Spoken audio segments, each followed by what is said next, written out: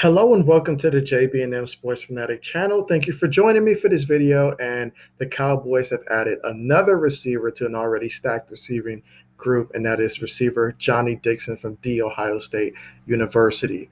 And so he was brought on for a tryout in Dallas, along with also when they tried out Brent Huntley last week as well. And so this tryout went well, and so he was able to make that of a deal for him to come on at least for the time being and have an opportunity to showcase his skills moving forward per his agent announcement. And so, yeah, and essentially he tried out also for the Browns this offseason. He went undrafted out of Ohio State in 2019 and spent time with the Houston Texans and Arizona Cardinals, but he did not appear in any regular season games. And so throughout his final two collegiate seasons, he had 60 catches for 1,091 yards and 16 touchdowns. And so he's going to be joining a group that, as I mentioned earlier, is already stacked. I mean, you've got Amari Cooper, you've got Michael Gallup, CeeDee Lamb, last year's first round pick, Cedric Wilson, Noah Brown, Malik Turner, and fifth round pick Semi Fehoko. And so, yeah, the Cowboys are stacked at that position. I mean, so Johnnie Dixon definitely has, talk about an uphill battle, but it's still an opportunity nonetheless to go out there and showcase and continue to perfect your craft. And so there's one thing about Jerry Jones, the Cowboys, they love offense. And so that's why last year was such a disappointment. Obviously, with Dak Prescott going down, the offense was below average at best. They improved towards the end of the season, but still, they drastically failed in terms of the expectations for what the Cowboys have. And so, Cowboys, they've always had talent. Now, last year, a lot of that resided on their defense as well. The defense just fell apart completely. They were never on the same page. But they've definitely spent most of the draft, working on that defensive side of the ball to try to revamp that. So the Cowboys are going to be an interesting team to watch this season. Obviously, with Dak, he's got his money now. He's, recovering nicely. Everything's looking smooth. So we'll see what the Cowboys got in store. And they're going to have to get together quickly. As opening game is going to be against the defending champs, Tampa Bay Buccaneers. But with that being said, they definitely understand that this year they're going to have to go out there and show what they can do, as they now have, the Washington football team who won the division last year. Obviously, it looks like they've gotten better on paper, and then we've seen what the Eagles have done, through the draft and all of that stuff. And so we'll just have to go out there and see, obviously what the Giants did as well. They did a fantastic job bringing in some pieces too. So, yeah, the Cowboys know that they're going to have to be hitting on all cylinders. So they're just making sure that they kick all rocks and stones and make sure that, they've got the best players out there. And so this is a great opportunity for Johnny to really just, see how these other talented receivers, how they work out, how they train, learn from them. He's really going to have to just learn a lot and continue to develop. And so I believe he will do just that. And so I mentioned that he, was with the Texans, also with the Cardinals. And although he hadn't appeared in any regular season games, but just, going back to September of 2019, he was added to the Cardinals practice squad, and they signed him to a, future reserve contract in December of 2019. And then September of 2020, he was waived by the Cardinals and also placed on IR from waivers the next day, and then officially waived according to the transactions here on Pro Football Focus. And so, yeah, he definitely, Pro Football Reference. And so, yeah, he's about 5'11", almost 200 pounds.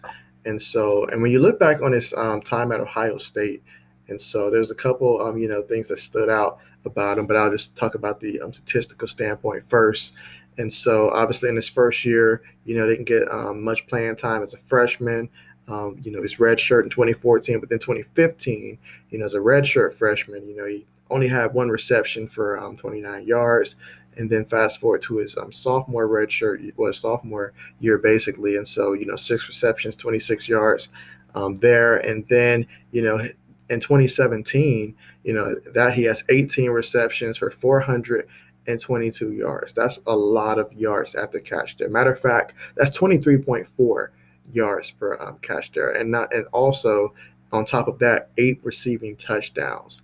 And so that basically means he was Mr. Big Play. Every time he caught a pass, it was for a big play for a touchdown.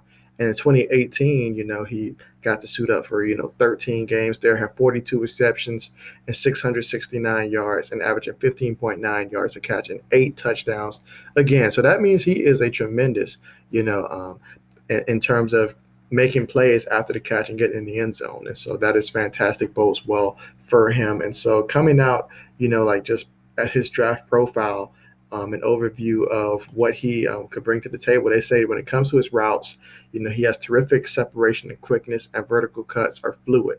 Does a great job bending his route stems to create leverage, and will occasionally force a false step by his opponent and not take advantage of it quickly enough. But he does well to find space and sits in zones.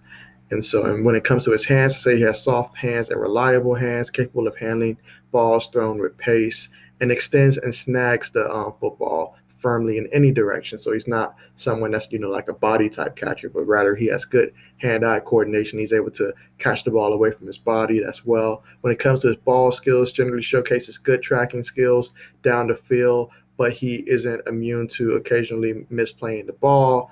Fielders work over the middle of the field, attacks the football aggressively. And so when it comes to, his yards after catch ability, has outstanding acceleration to pick up chunks of yards after the play. Vision is only average, and he's a better athlete than football players, what they're saying. Can stand to speed up his transition from receiver to runner and be more decisive with the ball. And so when it comes to his release, they say we'll likely need to develop more variation with his technique. Play speed, has the speed to get behind secondary, and defenses have to respect that which opens up possibilities underneath, and will win most foot races with the ball in his hands.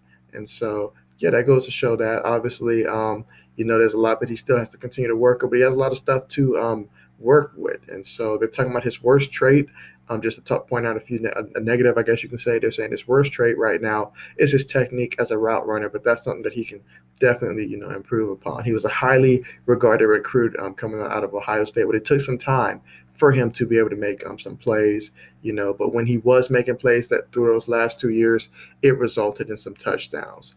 And so he does have some prominent fixture on kick coverage units, which increases obviously his his valuation given that experience. And there's a lot to like about what he can offer a football team in terms of depth at receiver.